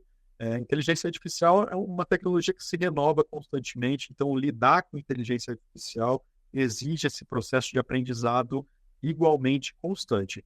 Em relação à colaboração entre advogados e engenheiros de inteligência artificial, eu acho que isso é fundamental para o aprimoramento das ferramentas, né? É só o advogado ali no seu dia a dia, né, na sua rotina de trabalho, quem identifica como a ferramenta funciona, se há falhas, se há pontos de melhoria, o que é útil, o que não é. E o engenheiro, tomando conhecimento disso, é quem pode aprimorar a ferramenta. Então, essa colaboração é essencial e precisa ser contínua. E tem alguma coisa que você queria ter sabido antes de ter implementado, assim, o que eu acho que o Pinheiro Neto gostaria de ter sabido antes de implementar a inteligência artificial e que não sabia? Difícil essa. Eu acho que eu gostaria de ter sabido que algumas coisas que eu vinha fazendo no meu trabalho já poderiam ser feitas com maior agilidade se eu estivesse usando inteligência artificial. É, Mas tudo bem, as coisas acontecem, acho que no momento certo, né? O importante é não fazer as coisas no atropelo. Nós temos implementado aqui no escritório a inteligência artificial com o objetivo de fornecer o melhor serviço jurídico. E isso exige, né, ponderação, pesquisa, treinamento, avaliação contínua, é um processo cuidadoso. Nós não queremos aqui implementar a inteligência artificial só para dizer que nós somos inovadores, para fazer propaganda disso. Então, nós temos seguido nesse processo no ritmo que nós consideramos o mais adequado. Talvez se fosse possível fazer isso de forma mais célere, sem prejuízo da segurança e da qualidade do trabalho, seria ótimo, mas não é o caso. Nós precisamos aqui dar um passo de cada vez para não colocar em risco a qualidade do serviço prestado. E quais que são os próximos passos, assim, que você acha que ainda faltam de ser implementados no escritório, Pinheiro Neto? E você acha que esses próximos passos vêm de você, dos outros sócios da equipe, de advogados, ou vem mais da equipe de tecnologia, vem dos dois? Eu acho que é uma combinação. Quando eu penso em próximos passos aqui internamente para nós, eu acho que continuar avaliando permanentemente os sistemas que nós já implementamos, né, para decidir sobre a manutenção desses sistemas, ampliação do uso, eventualmente alguma necessidade de ajuste. Eu acho que também é preciso manter um monitoramento de mercado, né, para identificar outras ferramentas que possam parecer promissoras, obter informações, né, sobre essas ferramentas, testar para eventualmente também implementá-las e dar a atenção necessária aos nossos integrantes para que façam o melhor uso da inteligência artificial. Acho que esses são os próximos passos. Eu não vejo um grande salto, eu vejo uma continuidade nesse processo. E eu acho que sim, a inteligência artificial realmente vai trazer muitos benefícios para o profissional do direito. Eu não acho que vai substituir o bom advogado, eu sei que eu já falei isso, mas eu quero até fazer um relato pessoal como uma mensagem aqui a respeito de desenvolvimento de tecnologia no campo jurídico. Eu estou aqui no escritório há quase 25 anos, né? Eu disse que eu comecei aqui como estagiário em 99, e as coisas funcionavam de forma bem diferente em termos de tecnologia, né? Eu vou contar como que era feita uma pesquisa de jurisprudência naquela época. Eu descia da minha estação de trabalho até a nossa biblioteca, eu procurava na biblioteca onde estavam as revistas de jurisprudência, pegava, consultava o índice para ver mais ou menos o tema que eu queria pesquisar, ia no volume apropriado, lia páginas e páginas e páginas até encontrar algo útil para aquela finalidade, né? Alguma decisão, algum precedente favorável. Voltava com essa revista, esse livro para minha estação de trabalho, fazia um memorando, né? Digitava um memorando para o meu então chefe, imprimia, né? Aliás, imprimia não, eu mandava imprimir no setor de impressão do escritório. Aí um portador, né? Que era um jovem que levava documentos de um lado para o outro, pegava o documento, trazia até minha mesa, eu colocava esse documento em uma pasta física, né? Colocava na caixa de saída, e aí um outro portador pegava essa pasta e levava até o meu chefe para ele, então, analisar o trabalho que eu tinha feito e decidir se aquilo estava correto ou se precisava de alguma providência adicional. Nessa jornada toda, a pasta que eu mandava, ela tinha a capa impressa com a logomarca do escritório, e naquela época era feita no próprio escritório. Nós tínhamos literalmente dentro de Pinheiro Neto uma gráfica para imprimir documentos, capas de pasta, esse tipo de coisa. E então, para que tudo isso funcionasse lá há mais de 20 anos, o escritório precisava ter uma biblioteca com muitos funcionários, muitas revistas de jurisprudência, muitas pessoas fazendo o trabalho de transporte de pastas entre os integrantes, e o registro dessa movimentação no sistema, porque nós não podíamos perder as pastas, né? Cada caso tinha uma pasta. Nós tínhamos, como eu disse, uma gráfica aqui dentro. E com o tempo, vieram os CDs de jurisprudência, né? Depois as pesquisas via internet, e agora a inteligência artificial. Então, hoje nós não precisamos comprar as revistas de jurisprudência, embora ainda o façamos para preservar a riqueza da nossa biblioteca. Os CDs de jurisprudência, eu acho que talvez nem existam mais, nós não temos mais uma gráfica aqui dentro do escritório, as coisas se tornaram muito mais fáceis para o estagiário e para o advogado, os resultados muito melhores. E os advogados e estagiários passaram a ter mais tempo para dedicar a tarefas mais intelectuais. Pelo menos para a realidade do Pinheiro Neto, o trabalho, o emprego dessas pessoas, desses advogados, desses estagiários, não só foram preservados, como a rotina de trabalho, ela se tornou muito menos desgastante. E até mesmo os profissionais, né, de áreas que deixaram de ser essenciais, como eu disse aqui, a gráfica, eles seguiram no escritório, em geral foram realocados para outras áreas que passaram a ter mais relevância, né, a área de tecnologia, de tecnologia da informação é uma delas. Aliás, alguns desses profissionais estão até hoje aqui com a gente, em cargos de gerência na nossa área administrativa. Então, a mensagem que eu gostaria de deixar para o estudante de direito, para o recém-formado, é que a inteligência artificial, com todos os seus riscos e desafios, é uma tecnologia que veio para nos beneficiar, inclusive na área do direito, como uma ferramenta de trabalho, não como uma substituta do bom advogado. Acho que esse não corre risco. Aquele bom advogado, que tem aquelas habilidades que eu mencionei há pouco, não corre risco nenhum. Ele vai tirar muito proveito da inteligência artificial, vai facilitar o trabalho dele e enriquecer o trabalho dele. Eu acho que é importante que as pessoas tenham consciência disso para não ver a inteligência artificial como um risco, né? Como um risco à empregabilidade. Eu acho que na área jurídica tem muito espaço para o bom advogado e a inteligência artificial vem a somar a nossa atividade. Excelente. Acho que existe uma expectativa muito grande dos estudantes recém-formados com esse tema, e essa história aí ilustra um pouco com a transformação ao longo do tempo, né? Como existe evolução, quando você vê, e não é tanto tempo assim, né? São 2 décadas aí, teve uma transformação tão gritante, né? Então vamos ver o que as próximas 2 décadas aí vão trazer pra gente. A gente aqui, as perguntas que a gente fez até agora, né, Ciro, foram perguntas que o nosso grupo de estudos de inteligência artificial da Sanfran, a gente tem pessoas que estão mais familiarizadas com esse assunto, fizeram essas perguntas. E a gente trouxe também, deu a oportunidade para pessoas que são da Sanfran, que fazem direito também, mas que não são desse grupo, fazerem perguntas. Então eu vou passar para eles para explicar como que foi feito esse processo e para fazer as perguntas para você então também. Por favor, Iris. Bom dia, novamente, Ciro. Nós da AIA, nós coletamos perguntas de alunos da Sanfran por meio de formulários. E nós selecionamos algumas aqui, então nós vamos perguntar agora para o senhor. Um aluno do 3º período, ele perguntou assim, alguns temas relacionados à inteligência artificial acabam ficando de lado, mas tem grande chance de estourarem em algum futuro próximo. Dito isso, quais são os pensamentos sobre a regulamentação da produção, bem como a divulgação de deepfakes pornográficos não consensuais? Quais seriam os melhores caminhos para uma possível legislação acerca disso?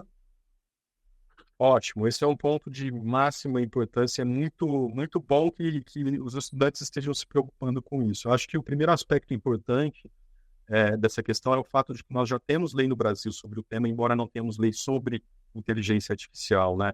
Eu acho não, a nossa legislação prevê que, independentemente da tecnologia usada, seja a inteligência artificial ou não, disseminar conteúdo de natureza sexual não autorizado é algo que já é reprimido pelo nosso ordenamento jurídico, né? O Código Penal, por exemplo, define como crime a realização de montagens em fotografia, em vídeo, com a finalidade de incluir pessoas em cenas de nudez, de ato sexual, de ato libidinoso.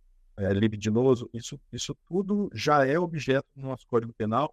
E se a vítima for menor de idade, a pena para o crime é ainda maior, está prevista lá no Estatuto da Criança e do Adolescente. Mas é inegável que a facilidade de acesso à ferramenta de inteligência artificial pode tornar essa prática mais frequente. E o legislador, nesse cenário, ele tem a opção de tornar as penas para esses crimes mais severas, né? Como tem a opção de endereçar, talvez em outras leis, né? Criar novos tipos penais ou criar até mesmo novas obrigações para os agentes que desenvolvem ou que fornecem sistemas de inteligência artificial com a finalidade de desencorajar o uso dessas práticas, né?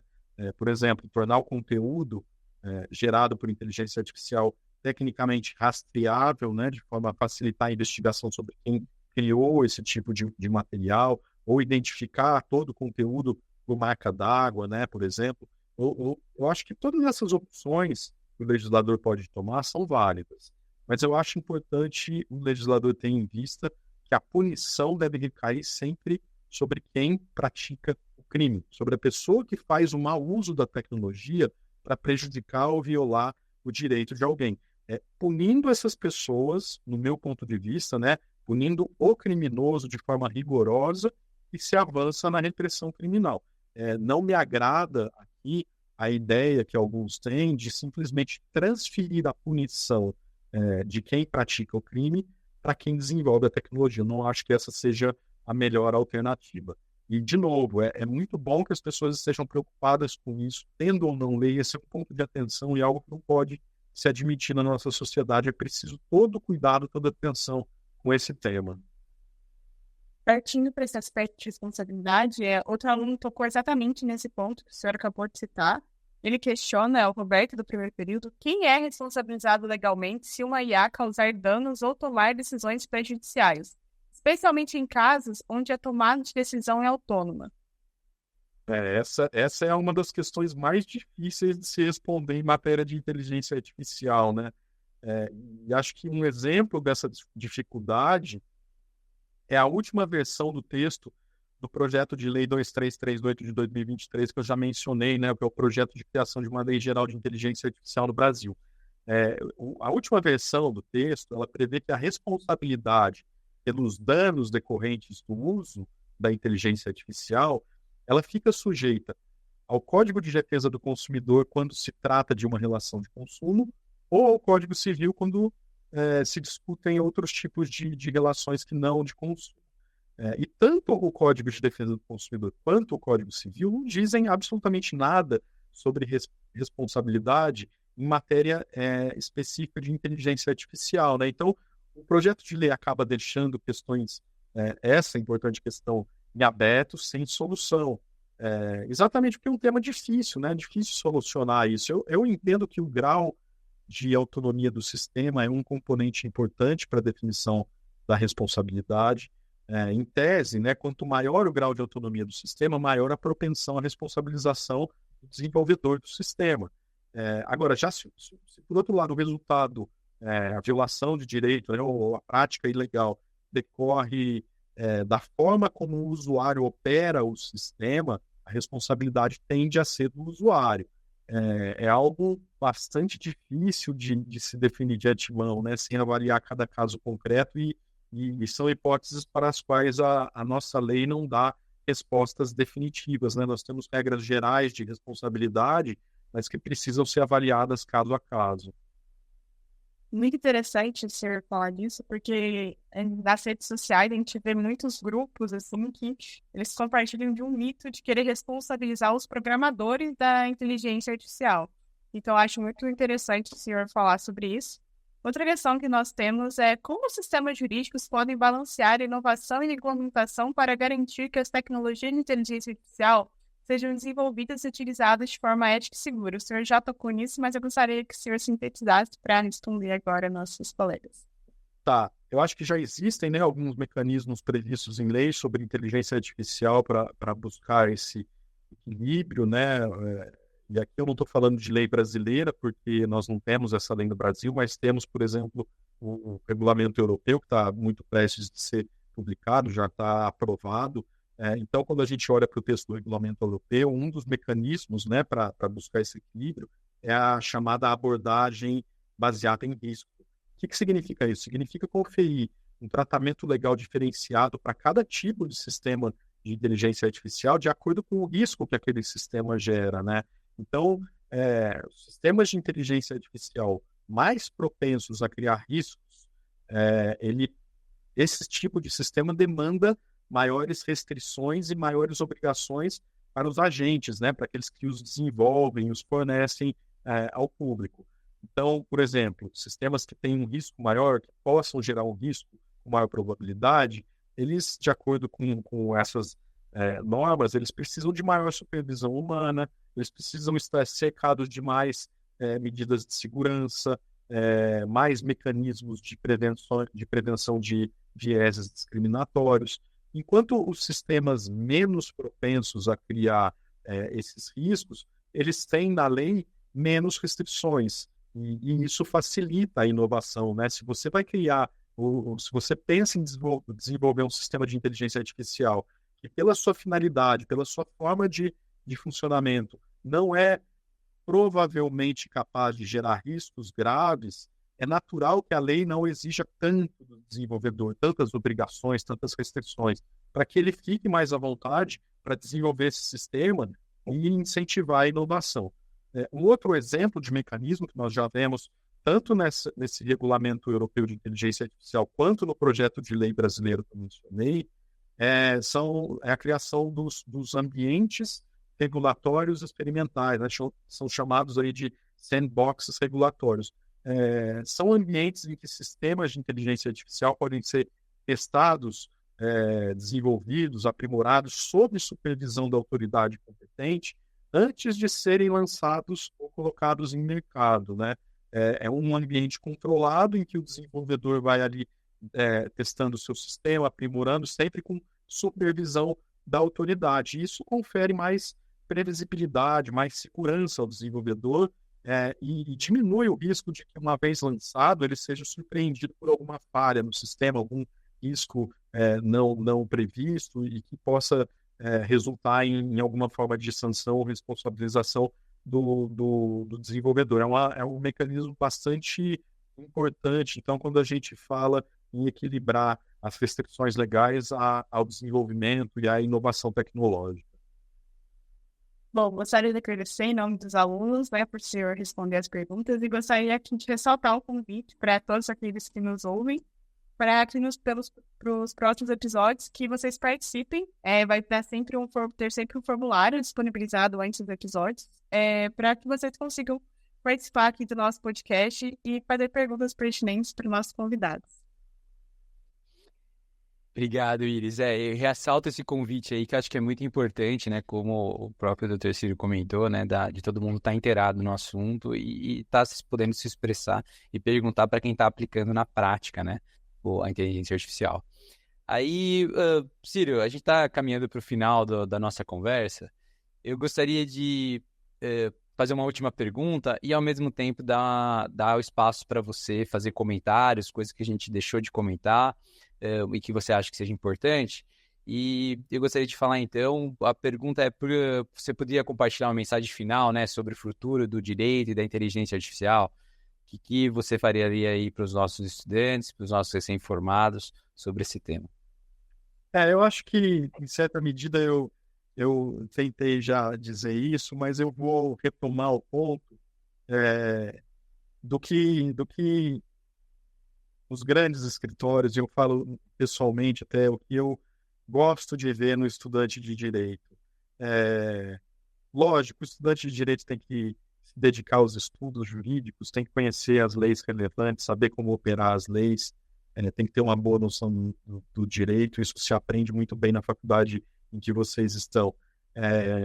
Mas existem coisas que vão além disso e que muitas vezes não estão claras para quem ainda está na faculdade. No meu caso, por exemplo, era algo que ninguém me disse enquanto eu estudava direito na faculdade, né? Que é exatamente sobre o que é um bom advogado. E nós não queremos que os estudantes cheguem ao escritório, ao Pinheiro Neto, já sabendo tudo, que sejam gênios, especialistas. Pelo contrário, viu? Acho que a gente até gosta de ensinar aqui algumas coisas. Mas, para aprender, você precisa de algumas coisas, né? Aprender também não é fácil, né? Exige dedicação, exige esforço, interesse, apetite, e exige algo que às vezes as pessoas não sabem, que é humildade. Nós temos que estar abertos ao aprendizado.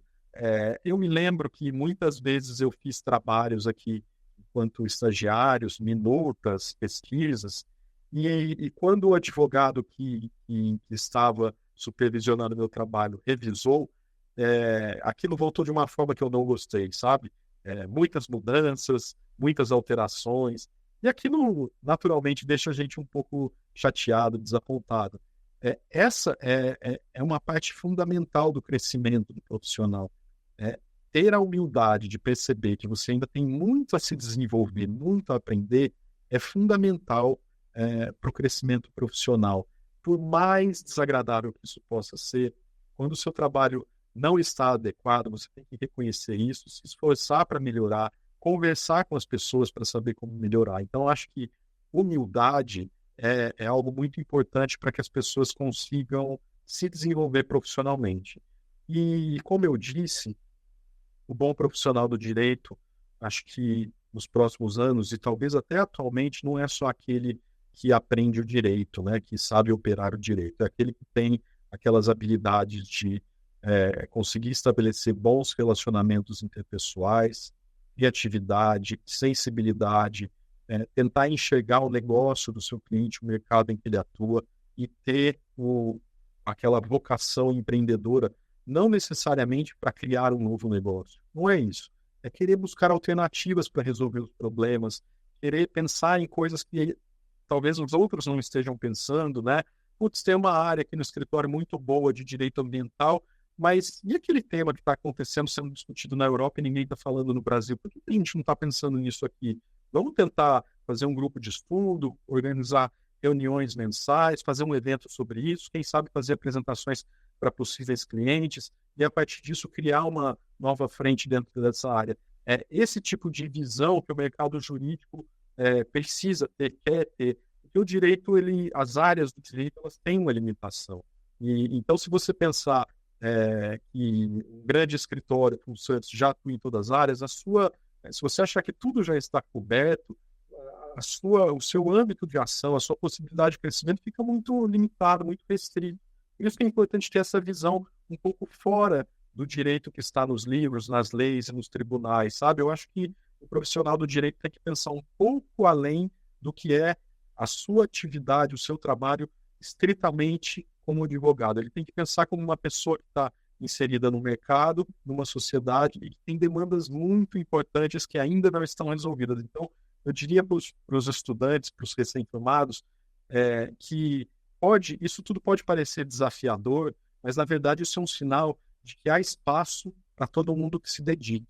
Então, procurem se aprimorar, procurem evoluir, procurem chegar além do óbvio, porque, sem dúvida, vocês vão encontrar as posições que vocês querem ocupar no mercado jurídico e serão felizes nessas posições.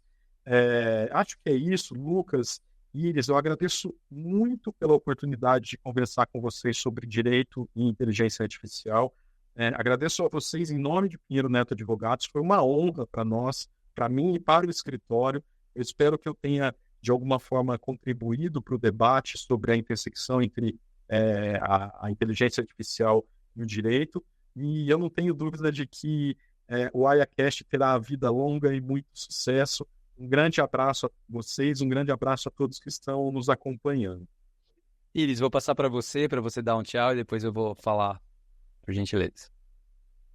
Muito obrigada, a gente agradece muito, é um projeto que está começando e ter o apoio do escritório, uma pessoa tão importante no mundo jurídico, é muito importante para nós. Eu agradeço não só em nome da AIA, mas em nome de todos os estudantes que vão assistir aqui, e eu tenho certeza que a conversa foi extremamente enriquecedora, não só para a vida jurídica, mas para o nosso desenvolvimento pessoal. Eu posso falar por mim mesma, eu aprendi muito, eu estou no primeiro período, em uma longa caminhada aí, não só na faculdade, mas na vida profissional. Então, meu muito obrigada mesmo por você estar aqui e compartilhar toda a sua experiência conosco. Eu gostaria também de agradecer, faço as minhas palavras da Iris, e o Dr. Círio, né, comentou sobre humildade, e eu queria ressaltar só que a gente fez esse convite de fazer o primeiro podcast para alguns escritórios, Dr. Círio, e a gente foi muito bem recebido pelo Pinheiro Neto desde o início, por toda a equipe. Então, acho que é uma lição de humildade, a gente agradece muito isso, porque esse é o primeiro de vários. A gente deixa o nosso convite aqui para todo mundo no Brasil e fora também do Brasil que esteja falando inteligência artificial, interface com direito, é o assunto que a gente se interessa. Então, a gente está de portas abertas aí, tanto para estudantes, quanto para escritórios, quanto para acadêmicos, lideranças, políticos, legisladores, quem não falar conosco. O nosso e-mail a gente vai deixar nos comentários, mas é aiacast.fdusp@gmail.com, aiacast.fdusp@gmail.com. É só enviar para a gente pensa de fazer um formato, de conversar. A gente está super interessado, de portas abertas. E para a gente foi um grande prazer, doutor Ciro, receber você aqui. Agradecemos de verdade e foi uma honra, porque a gente deu um convite, nosso primeiro episódio, fizemos convite para vários. Vocês foram os primeiros que responderam, os primeiros que correram atrás, vamos fazer acontecer. Então, para a gente é uma grande honra, a gente agradece muito a presença de vocês e convida todo mundo que está ouvindo a gente aí para o próximo episódio. Muito obrigado, então, e um bom dia.